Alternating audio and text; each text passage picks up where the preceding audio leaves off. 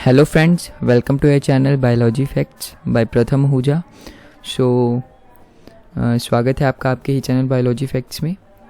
Today is your lecture number 2.2 of class 12th biology 5th chapter. जो हमने genetics को शुरू किया हुआ है 5th चैप्टर को, उसको हम आगे बढ़ाएंगे, विच is also principle of inheritance and variation, ये चैप्टर का नेम है। एंड हमने पिछली क्लास में पॉलीजेनिक इनहेरिटेंस को किया था, उसके बेस पर क्वेश्चंस किए थे, होमवर्क दिया था एंड सो मैनी थिंग्स उसके बारे में समझा था, पढ़ा था, बहुत कुछ किया था बच्चा। तो इस क्लास में अगर हम बहुत कुछ करेंगे, लाइक इस क्लास में हम भी पिछली क्लास की तरह क्वेश्चंस करेंगे, टॉपिक को अच्छे से डिस्कस करेंगे, समझेंगे, ऑल ऑफ थिंग्स। ठीक है, तो आज का जो हमारा टॉपिक रहेगा which is also pleiotropy. This is your today's topic, pleiotropy. आज हम प्लायोट्रॉपी को फिनिश करेंगे, इसे पढ़ेंगे अच्छे से। हमारी एनसीईआरटी में दिया हुआ है, ये छोटा सा दिया हुआ है, बहुत बड़ा मतलब है नहीं, ये बहुत बड़ी चीज़, लाइक 8 to 9 लाइन्स की है ये प्लायोट्रॉपी, बट इसे समझें अच्छे से। ये 8 to 9 से भी बहुत क्वेश्चंस आ सकते हैं in CBSE, in NEET, AIIMS, all of things. ठीक है, तो हर एक टॉपिक को अच्छे से कवर करना है हमने।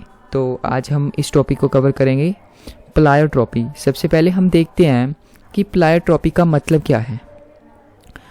प्लायोट्रॉपी is just like a multitask, है ना। जैसे कि हम हैं या फिर कोई भी ह्यूमन है, वो क्या है, मल्टीटास्किंग वर्क करता है। लाइक जैसे कि तुम टीवी देख रहे हो और साथ में खाना खा रहे हो और साथ में मोबाइल भी चला रहे हो, तो तुम एक टाइम में 3 काम ही कर रहे हो इकट्ठे, तो तुम क्या हो गए, मल्टीटास्किंग पर्सन हो गए ना। वैसे ही प्लायोट्रॉपी भी कुछ ऐसी है, मल्टीटास्किंग है, वो भी एक साथ 2 से 3 कैरेक्टर को संभालती है। ठीक है, प्लायोट्रॉपी का मतलब ही यही है, एक से ज़्यादा चीज़ों को संभालना। वही हम इसे थोड़ा सा हमने बायोलॉजी की लैंग्वेज में देखें, एक से एक जीन बहुत सारे कैरेक्टर्स को संभाल रहा है, उसे ही हम प्लायोट्रॉपी कहते हैं। ठीक है बच्चा, और कुछ नहीं है इसमें, एक जीन बहुत सारे कैरेक्टर्स को संभाले, दैट इज ऑल्सो प्लायोट्रॉपी। ठीक है, बस हम इसे अब यहाँ पर देख लेते हैं प्लायोट्रॉपी को। सो प्लायोट्रॉपी means when one gene affected multiple unrelated phenotypic character। ठीक है, जो प्लायोट्रॉपिक है अक्कर होती है सिर्फ एक जीन में और वो इफेक्टेड होती है मल्टीपल अनरिलेटेड फिनोटिपिक कैरेक्टर से। ठीक है, यहाँ पर बच्चा ट्राइड्स नहीं है, यहाँ पर कैरेक्टर्स की बात की हुई है। और एम्स में या फिर CBSE यहीं पर ही तो हम बच्चे दिक्कत खा जाते हैं। वो क्वेश्चन पूछेगी, ऐसे सिंपल पूछेगी और एंड में डाल देगी ट्राइड्स, तुम क्या हो जाओगे, कंफ्यूज। ठीक है, बट यहाँ पर कैरेक्टर्स है, इस चीज़ को ध्यान से नोट कर लेना। ठीक है बच्चा, हाँ ठीक है, इस चीज़ को। ठीक है, इसमें यही सिंपल कहा गया है कि pleiotropy occurs when one gene affected किससे है, मल्टीपल अनरिलेटेड फिनोटिपिक कैरेक्टर्स से। एक जीन बहुत सारे unrelated phenotypic characters, you also know that, बाहरी फिजिकली जो तुम्हें दिख रहे हैं, लाइक हाइट, कलर, है ना, शेप, लाइक वो सारी चीज़ें, मल्टीपल बहुत सारे अनरिलेटेड फिनोटिपिक कैरेक्टर्स से इफेक्टेड एट्स सिंपल। तुम इसे ऐसे भी कह सकते हो कि, ठीक है बच्चा, तुम इसे ऐसे कह सकते हो कि pleiotropic gene occur when one gene control more than one characters. एक जीन बहुत सारे कैरेक्टर्स को जब संभाले, कंट्रोल करे उसको, उसे हम प्लायोट्रॉपी कहते हैं। ठीक है, सो दैट्स वेरी सिंपल कि ये फर्स्ट किसने ऑब्जर्व की थी, फर्स्ट टाइम ऑब्जर्व की थी बाय ग्रिगर मेंडल साहब ने इसे ऑब्जर्व किया था पहली दफ़ा। ठीक है, फर्स्ट टाइम इन्होंने ही ऑब्जर्व किया था। ठीक है, एंड इसके बाद अगर हम बात करें इसकी टाइप्स की, ये टाइप्स बिल्कुल भी इम्पोर्टेंट नहीं है। ठीक है बच्चा, बट फिर भी मैं लेकर आया हूँ इन्हें, तो इन्हें हम ना ही पढ़े तो ज़्यादा बेटर है। बट अगर आपको फिर भी इसको लिखना है तो लिख सकते हैं, मतलब कि इसमें 1% भी इससे नहीं पूछा जाएगा, ठीक है। बट इसके बारे में हम फिर भी देख लेते हैं। ये 4 तरह की हैं, जीन प्लायोट्रॉपी, डेवलपमेंटल प्लायोट्रॉपी, सिलेक्शनल प्लायोट्रॉपी एंड एंटागोनिस्ट प्लायोट्रॉपी, ठीक है बच्चा, ठीक है। ये जो सारी प्लायोट्रॉपी हैं किसी न किसी चीज़ पर फोकस्ड कर रही हैं, ठीक है। सो फर्स्ट है जैसे कि it is a focused on the number of traits and biochemical factors which are impacted by it.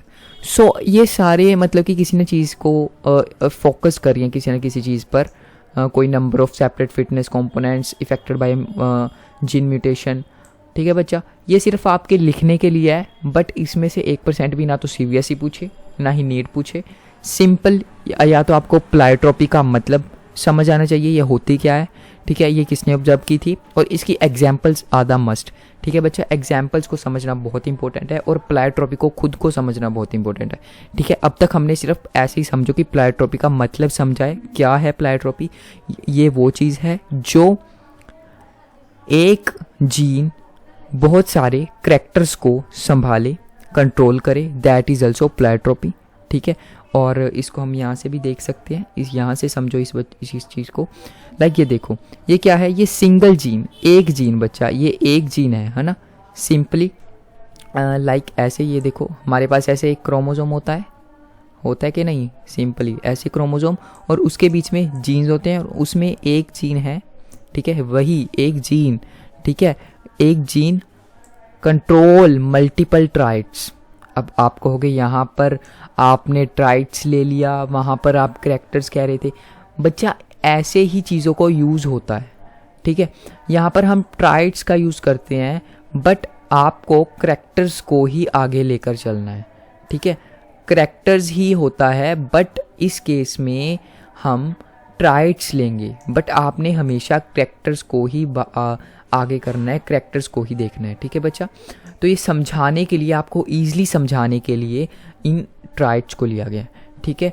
So ये यहाँ पर single gene control multiple traits, like है ना, ट्राइट्स ए, लाइक इसे आप करैक्टर्स कह सकते हैं, करैक्टर ए, करैक्टर बी और करैक्टर सी।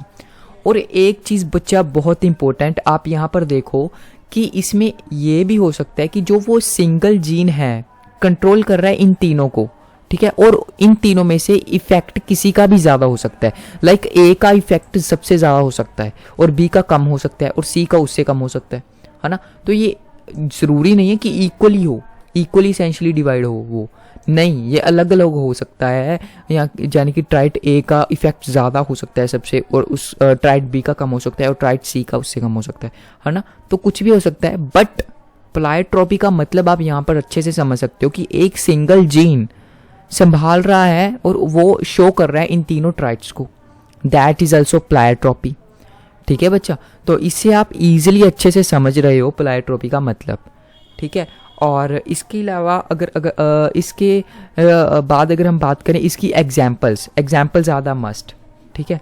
आप यहाँ से भी देख सकते हो, मैंने यहाँ पर जीन बनाया, ये प्लायोट्रॉपी, ठीक है, यहाँ पर मल्टीपल ट्राइट ऐसे, ठीक है।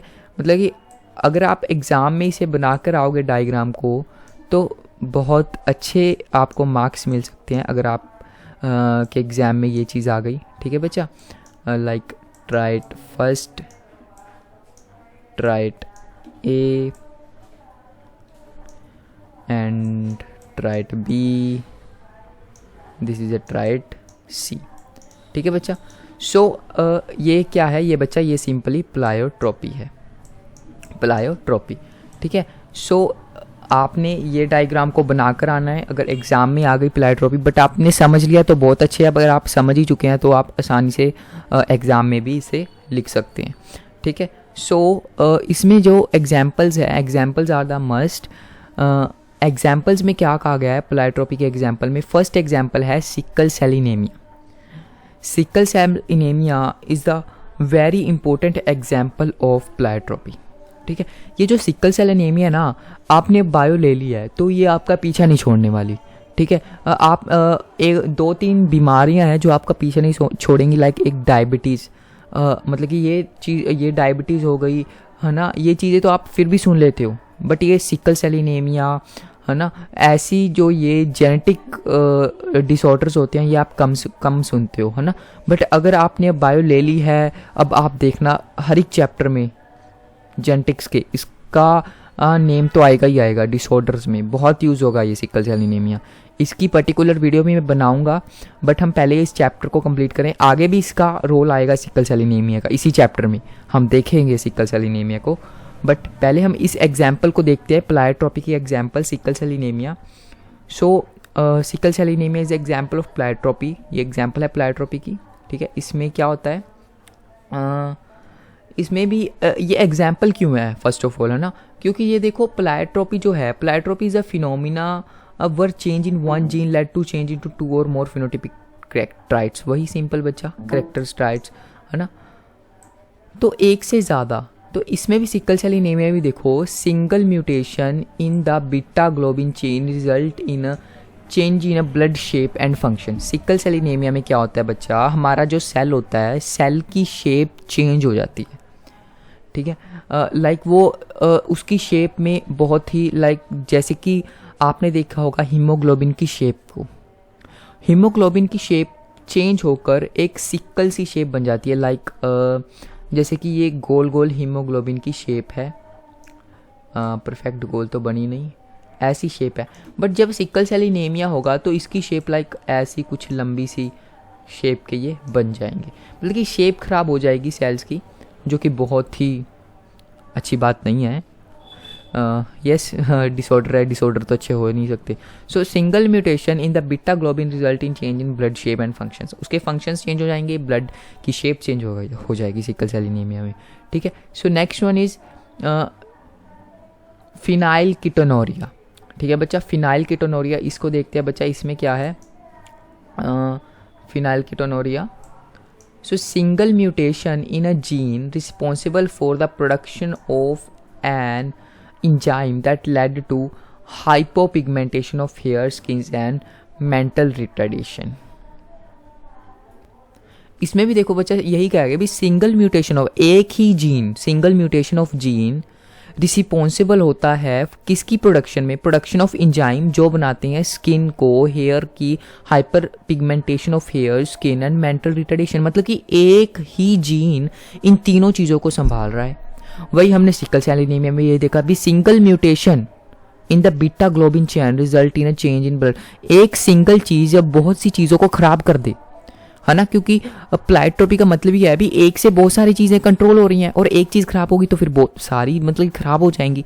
सो that's why this is example. Sickle cell anaemia भी यही कहा गया है, फिनाइल कीटोनूरिया में भी यही है, और नीचे तीसरी एग्जाम्पल में भी सेम ही कहा गया है, आप देख लीजिएगा। सो बच्चे थर्ड एग्जाम्पल एल्बिनिज्म, इसमें भी यही कहा है भी single mutation of tyrosinase genes cause a lack of production of melanin in hairs, eyes, etc. है ना। ये भी जीन है, simple production of melanin in hair and eyes etcetera, ठीक है। वही सिंगल सेल इफेक्ट करे सभी को, वही सिंपल बच्चा। सो यही है प्लाइट्रोपी। इसमें कुछ ज़्यादा इम्पोर्टेंट था, बहुत कुछ था जो हमने किया। तो प्लाइट्रोपी का मतलब समझा हमने, उसके एग्जाम्पल को किया, ठीक है, सिंपली, और कुछ नहीं है इसमें। प्लाइट्रोपी का मतलब ही यही होता है बच्चा, है ना। इसके अलावा हमने थोड़ी सी एग्जाम्पल को दिखाया, इसको समझने की या करने की ज़रूरत नहीं है, वेस्टेज ऑफ टाइम है बच्चा, ठीक है। अगर आपको फिर भी चाहिए कोई बात नहीं, आप इसे लिख सकते हैं, समझ सकते हैं, ज़्यादा इसमें कुछ है नहीं, क्योंकि हर एक चीज़ किसी ना चीज़ पर फोकस कर रही है, उसके बारे में बता रही है, ठीक है। जीन प्लाइट्रोपी, डेवलपमेंटल प्लाइट्रोपी, सिलेक्शनल प्लाइट्रोपी, एंगेनिस्ट प्लाइट्रोपी, एंटेगोनिस्ट प्लाइट्रोपी, ठीक है। सो सभी अपना अपना काम करती हैं, और इसके अलावा ये हमने आज ये भी देखा। और नेक्स्ट वन इज़ बच्चा क्वेश्चन आंसर्स। क्वेश्चन आंसर्स को देखते हैं। फर्स्ट क्वेश्चन क्या कहता है बच्चा, फर्स्ट क्वेश्चन कहता है व्हेन 2 और more non allylic gene pairs effect the same character in the same way, same character को सेम वे इफेक्ट करे, एक जीन पेयर्स को इफेक्ट करे, सिंपल बच्चा। आप इसका आंसर मुझे दे सकते हैं इन अ कमेंट सेक्शन। इसका आंसर कुछ भी हो सकता है, प्लाइट्रोपी हो सकता है, पॉलीजेनिक इनहेरिटेंस हो सकता है, एडिटिव एक्सपेरिसिटिविटी हो सकता है एंड टोटल पेनिट्रेंस हो सकता है। तो इसका आंसर आपको श्योर होगा, क्या होगा मैं बता ही देता हूँ, ए इज आंसर। बिकॉज बच्चा सिंपल कहा गया है कि 2 से ज़्यादा non allylic gene pair effect करता है, जो मतलब कि सेम करेक्टर को। समझ गए हैं आप, क्योंकि हमने अभी इतना टाइम लगाया है इसको समझने पर। So next one is polygenes exhibits. हाँ बच्चा, ये जो क्वेश्चन है ना, ये क्वेश्चन और ये क्वेश्चन, इसको आपने मुझे कमेंट सेक्शन में बताना है इसका आंसर। बट ये वाला क्वेश्चन मैं आपको बता देता हूँ। Marfan's syndromes is the result of, ये जो मॉर्फन सिंड्रोम है बच्चा, ये एक डिसऑर्डर है, ठीक है। और ये किस में होता है, इज़ अ रिज़ल्ट ऑफ बच्चा प्लाइट्रोपिक gene, modifier gene, polygene, पिसूडो gene. तो बच्चा द एग्जाम्पल, तो इसका आंसर होगा बच्चा प्लाइट्रोपिक जीन, क्योंकि इसमें भी यही होता है बच्चे कि इसमें भी एक करैक्टर एक जीन बहुत से करैक्टरों को इफ़ेक्ट में लाता है, ठीक है। बहुत सी चीज़ें इसमें मॉर्फन सिंड्रोम में हमारी बॉडी में बहुत सी चीज़ें हैं, लाइक फिज़िकली में फिंगर्स का पता नहीं बड़ा छोटा होना, कुछ ऐसा होता है इसमें। मतलब कि बहुत ही ख़तरनाक बीमारी है मॉर्फन सिंड्रोम भी। और इसमें भी ऐसा ही होता है एज लाइक एक जीन बहुत सारे करैक्टर्स को के साथ होता है और उसे ख़राब कर देता है, ठीक है बच्चा। तो इसमें बच्चा आज हमने फर्स्ट और थर्ड क्वेश्चन को किया, जो कि मैंने आपको बहुत ही सिंपल क्वेश्चन कराए, बिल्कुल भी टफ नहीं थे, और थोड़े से टफ हैं शायद बच्चा आज के ये सेकंड क्वेश्चन। और ये बच्चा पिक द करेक्ट स्टेटमेंट, ठीक है बच्चा। इसमें करेक्ट स्टेटमेंट को देखना है और मुझे बताना है कौन सी स्टेटमेंट करेक्ट है। फोर्थ एंड सेकंड क्वेश्चन, इसका आंसर बच्चा आपने मुझे कमेंट सेक्शन में जल्दी से जल्दी देना है। जो भी बच्चा फर्स्ट पर इसका आंसर देगा उसका क्लास में नाम अनाउंस होगा, और देखेंगे कि कौन सबसे पहले इसका आंसर हमें कमेंट सेक्शन में देता है, ठीक है बच्चा। बहुत ही सिंपल क्वेश्चन है, बहुत सिंपल क्वेश्चन ही मैंने करवाए, ठीक है। और यही क्वेश्चन, ऐसे ही क्वेश्चन आते हैं बच्चा CBSE में, नीट में। मतलब कि स्टेटमेंट्स नीट या फिर एम्स में कोई ऐसा नहीं है कि बहुत ही मुश्किल क्वेश्चंस आएंगे। क्वेश्चंस बहुत सिंपल होते हैं, बट उनका डालने का तरीका थोड़ा सा अलग होता है, और हम उसी अलग तरीके की वजह से ना घबरा जाते हैं और गलत अटैम्प्ट कर देते हैं, ठीक है। एक वर्ड का मीनिंग लाइक करैक्टर की ट्राइट्स डाल दिया, ट्राइट्स की जगह करैक्टर्स डाल दिया, ट्रू फॉल्स पूछ लिया, आप इसी में ही गलत कर देते हो। तो मतलब कि NCERT की एक एक लाइन को पढ़ो, अच्छे से समझो, तो आपके लिए सब आसान है, सब इजी है, ठीक है बच्चा। तो आपने अब क्या करना है, आपने इन 2 क्वेश्चंस के आंसर को मुझे कमेंट सेक्शन में बताना है, और अपनी NCERT को जाकर वही 8-10 लाइनें हैं जो NCERT में, उसे अच्छे से पढ़ लेना है। कोई भी इंक्वायरी, कोई भी क्वेश्चन हो, कभी भी आपने मुझसे पूछ लेना है, ठीक है बच्चा। कोई भी दिक्कत हो आपने मुझसे पूछ लेनी है। और इसके अलावा बच्चा, हाँ बच्चा, एक ये था प्लाइट्रोपी occurs when one gene effects, ये बच्चा लाइन को पूरा करना था, तो इसका आंसर मैं आपको यहीं पे बता देता हूँ। ये रहा बच्चा, pleiotropy occurs when one gene affected, first line ये है मल्टीपल अनरिलेटेड फिनोटिपिक करैक्टर, यह है बच्चा इसका आंसर, ठीक है बच्चा। क्वेश्चन 5th का आंसर है ये, 5th का आंसर है बच्चा ये सारी लाइन को पूरा करना था, 5th क्वेश्चन का ये आंसर है, ठीक है। सो बहुत ही सिंपल था ये प्लाइट्रोपी, कुछ ज़्यादा था नहीं इसमें, ठीक है। अगर कोई भी इंक्वायरी हो, कोई भी क्वेश्चन हो आपको मुझसे, आप मुझे कभी भी कमेंट सेक्शन में पूछ सकते हैं। कोई भी इंक्वायरी हो एज रिलेटेड बायोलॉजी, कोई भी चैप्टर, कोई भी क्वेश्चन हो, टॉपिक से रिलेटेड हो, टॉपिक से बाहर हो, आपने मुझे कभी भी कमेंट सेक्शन में पूछ लेना है। मैं जल्द से जल्द आपको रिप्लाई देने की कोशिश करूँगा बच्चा। सो आज के लिए इतना ही, मिलते हैं हम अपनी नेक्स्ट क्लास में। जो भी हमारा नेक्स्ट टॉपिक होगा हम उसे अच्छे से क्लियर करेंगे, डिस्कस करेंगे, क्वेश्चंस करेंगे उसके बेस पर। तो बच्चा आज के लिए इतना ही, थैंक्स फॉर वॉचिंग, मिलते हैं हम नेक्स्ट क्लास में, बाय बाय।